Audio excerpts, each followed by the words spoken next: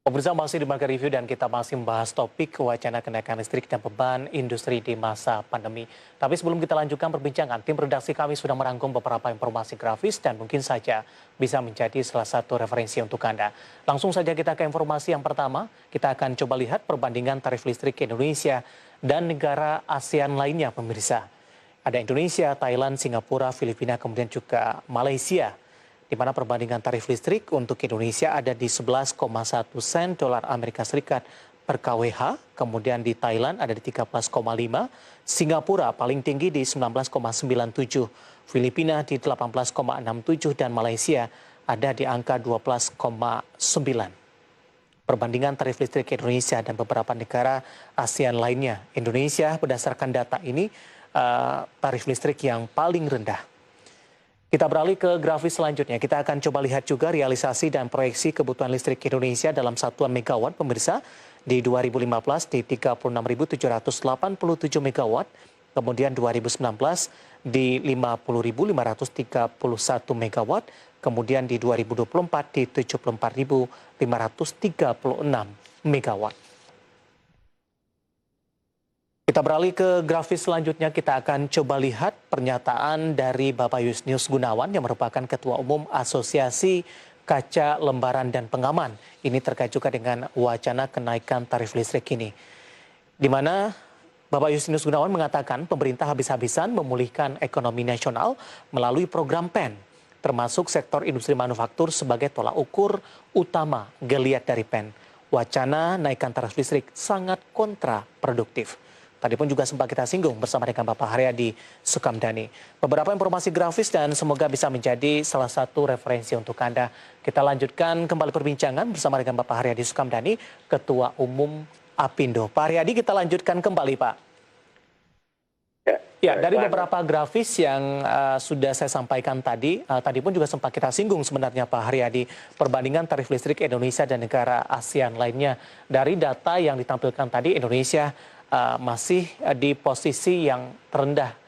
Terkadang ini merupakan juga salah satu tolak ukur untuk kenaikan tarif listrik ini, Pak Haryadi. Bagaimana Anda melihat patokan ini, Pak, untuk kenaikan tarif listrik, kemudian memperbandingkan tarif listrik Indonesia dengan negara ASEAN lainnya, Pak Haryadi?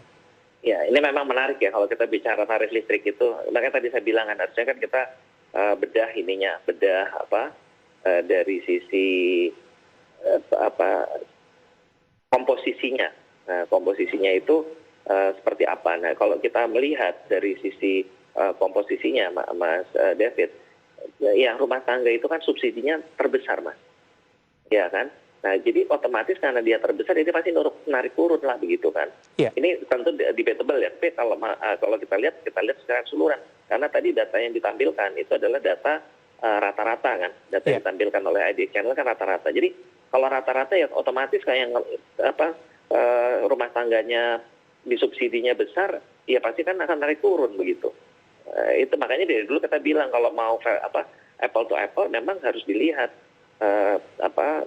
yang rumah tangga itu di berapa gitu kan. Karena kalau di dalam penetapan tarif itu di Indonesia itu, Mas, itu justru pembeli listrik terbesar itu membayar dengan harga yang lebih mahal. Yang mana itu kan sebenarnya kalau di teori ekonomi kan rada nggak tepat ya. Karena siapa yang membeli besar itu harusnya lebih efisien karena dia belinya jumlahnya besar. Tapi kalau di kita nggak, yang beli besar itu justru mendapatkan disinsentif karena dia bayar lebih mahal. Nah, rumah tangga yang istilahnya pembeliannya itu relatif kecil karena rumah tangga itu rata-rata di bawah 5.000 volt ampere ya, di 5.000 kWh, nah itu dia udah subsidi, bahkan yang terbesar itu kan yang di bawah 900 watt ke bawah itu kan dapat subsidi. Jadi kalau diambil rata-ratanya ya udah pasti kelihatannya turun, begitu Mas penjelasannya.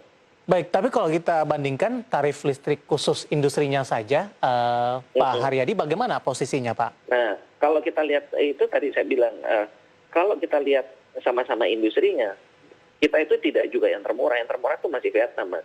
Gitu. Dan di Vietnam itu bagusnya dia karena memang outputnya juga besar, output produknya. Jadi saya contohkan aja tekstil ya.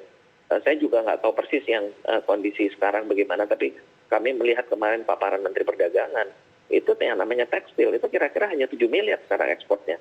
Bandingkan dengan Vietnam yang sudah di atas 35 miliar dolar gitu kan. Nah itu otomatis kalau output produksinya memang tinggi, efisiensinya pasti akan rendah gitu Mas. Nah jadi juga ada problem dengan output kapasitas begitu. Jadi otomatis kalau memang outputnya tidak bisa maksimal, ya otomatis juga itu berpengaruh terhadap struktur biayanya. Baik, apa upaya yang dilakukan oleh Apindo Pak Haryadi sampai sejauh ini untuk membicarakan terkait dengan wacana kenaikan tarif listrik industri ini, Pak? Ya, terus terang kami belum diajak bicara ya, Mas David. Jadi tentu kami juga akan menghubungi pihak PLN dan juga Kementerian ESDM untuk membicarakan hal ini. Jadi ini juga harus kita dudukan juga gitu ya, ininya nantinya bagaimana dari struktur biaya ini, apakah memang udah seperti apa yang dimaui oleh PLN, atau memang mereka juga betul-betul konsisten dengan keinginan pemerintah untuk bisa memulihkan ini kita, sektor real kita begitu Mas. Artinya tidak ada terjadi tumpang tindih, tarik ulur kebijakan begitu Pak Haryadi? Ya ini kan susahnya PLN kan perusahaan monopoli Mas. Okay. Kalau dia mau naikin ya kita mau bilang apa kan begitu. Tapi kan pemerintah mesti tahu juga konsekuensinya. Nah itu yang kita mesti bedah bersama. Yang pertama kalau di sini yang kami ingin betul-betul fairness dari pemerintah, yang tunggakan pemerintah kepada PLN ya harus dibayar dong begitu kan gitu ya. Nah sehingga PLN itu secara cash flow-nya itu masih bisa berjalan tanpa harus menaikkan tarif. Atau juga tadi saya bilang regulasi-regulasi lain yang mungkin bisa kita lihat yang bisa menurunkan biaya operasionalnya PLN. Seperti contohnya tadi yang fly ash, bottom ash tadi yang untuk residu batubara itu kan begitu dihilangkan itu juga menurunkan biaya operasional gitu. Baik, di luar dari pelaku industri yang dinilai terdampak dari kebijakan ini, kemudian PLN yang berencana menaikkan begitu, bagaimana dengan dari sisi investasi Pak Haryadi? Apakah ini juga menjadi pertimbangan Pak ketika investor ingin menanamkan investasinya di Indonesia? Salah satu biaya operasional, terutama untuk energi listrik, juga akan menjadi bahan pertimbangan Pak Haryadi. Ya tentunya memang setiap investor pasti akan melihat struktur biaya Mas. Jadi kalau struktur biayanya itu memang kompetitif, tentu menjadi daya tarik gitu. Dan listrik ini memang salah satu yang penting ya. Listrik, biaya tenaga kerja, lalu juga dari sisi pajak, tarif pajak dan sebagainya itu pasti akan menjadi pertimbangan.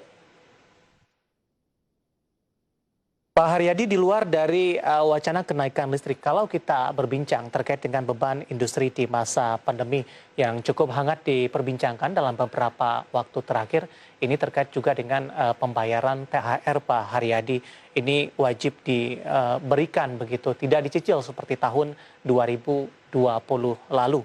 Bagaimana Apindo melihat kondisi ini Pak? Apakah beban dari industri akan semakin bertambah begitu, atau memang pemulihan dari masing-masing industri sampai saat ini tidak sama dari semua sektor? Masih cukup banyak sektor-sektor tertentu yang masih terdampak dari pandemi COVID-19. Ya, memang kalau kita melihat dari pembayaran kewajiban ya tidak hanya THR, semua kewajiban itu tentu kan kembali kepada cash flow. Nah, perusahaan yang memang tidak terdampak atau mereka sudah mulai pulih dan cash flow-nya sudah membaik, tentunya tidak ada masalah untuk membayar THR secara penuh. Nah, kalau yang problem itu adalah yang masih terdampak. Nah, sebetulnya kalau kita mengacu kepada lembaga kerjasama tripartit, yaitu lembaga kerjasama yang dikoordinasikan oleh Kementerian Tenaga Kerja, di mana di situ ada Kementerian Tenaga Kerja sebagai wakil pemerintah, Apindo sebagai wakil pemberi kerja, dan Serikat Pekerja sebagai wakil dari pekerja. Itu di dalam rapat mereka terakhir, badan pekerja mereka itu merumuskan ada tiga hal itu Mas. Jadi kalau yang bisa membayar itu harus bayar penuh. Kalau ada yang tidak mampu membayar, maka itu dilakukan pembicaraan secara bipartit antara pihak perusahaan dengan serikat pekerja dan harus dihasilkan suatu kesepakatan kalau itu mau dicicil. Nah, yang ketiga keputusannya adalah menentukan kriteria atau pedoman perusahaan seperti apa yang memang layak untuk dikategorikan sebagai perusahaan yang terkena pandemi. Nah, itu Mas. Jadi memang pada akhirnya di lapangan itu akan terjadi kompromi atau negosiasi antara si perusahaan dengan serikat pekerjanya manakala perusahaan itu memang mengalami kesulitan cash flow. Seperti itu, Mas. Baik, kita juga ingin tahu Pak peta dari kondisi dari industri di Indonesia sampai sejauh ini. Tadi Anda katakan belum sepenuhnya pulih. Mungkin bisa dijelaskan tidak Pak Haryadi untuk beberapa sektor yang memang proses pemulihan, kemudian juga beberapa sektor yang saat ini masih terdampak dari pandemi COVID-19 dan tampaknya cukup berat untuk membayarkan THR secara penuh di tahun ini. Ya, saya yang sudah menyampaikan keberatannya ke kami itu adalah sektor pariwisata, lalu sektor transportasi angkutan penumpang darat, lalu untuk sektor tekstil dan retail. Retail itu terutama adalah retail yang independen, yang bukan dalam satu grup. Ya. Itu yang jelas-jelas sudah menyampaikan keberatannya. Nah sekarang memang kalau kita lihat secara spesifik, saya ambil contoh aja di sektor pariwisata ya. Saya nggak bicara Bali lah, kalau Bali kan kebanyakan penduduknya atau pekerjanya mayoritas beragama Hindu. Kalau saya lihat misalnya contoh yang di Batam dan Bintan misalnya, yang kebanyakan adalah dari etnis Melayu ya, mereka merayakan Hari Raya Idul Fitri. Nah sekarang seperti Bintan, itu betul-betul mungkin hampir saya bilang lebih dari 95% tutup tuh Mas, hotel di sana. Yang buka itu hanya yang di Tanjung Pinang, ibu kota. Itu aja, itu pun juga melayani lebih banyak kepada pemerintah. Nah sekarang kalau tutup, restoran tutup, bayarnya pakai apa gitu, kira-kira gitu kan. Itu kan mau tidak mau kan kompromi. Jadi apa yang diputuskan oleh pemerintah itu tentunya kita pasti mendukung. Hanya memang sektor-sektor yang terdampak itu pada kenyataan di lapangan itu pasti akan terjadi negosiasi ataupun juga perundingan Mas, untuk mencari jalan keluar sebaik-baiknya bagaimana. Baik, selain pariwisata ada transportasi darat. Ini juga menarik untuk kita bahas Pak Haryadi, mengingat juga ada larangan mudik lebaran di tahun 2021 ini. Tapi kita masih punya satu segmen lagi Pak, nanti kita akan lanjutkan. Dan pemirsa tetap bersama kami, Margaret akan segera kembali sesaat lagi.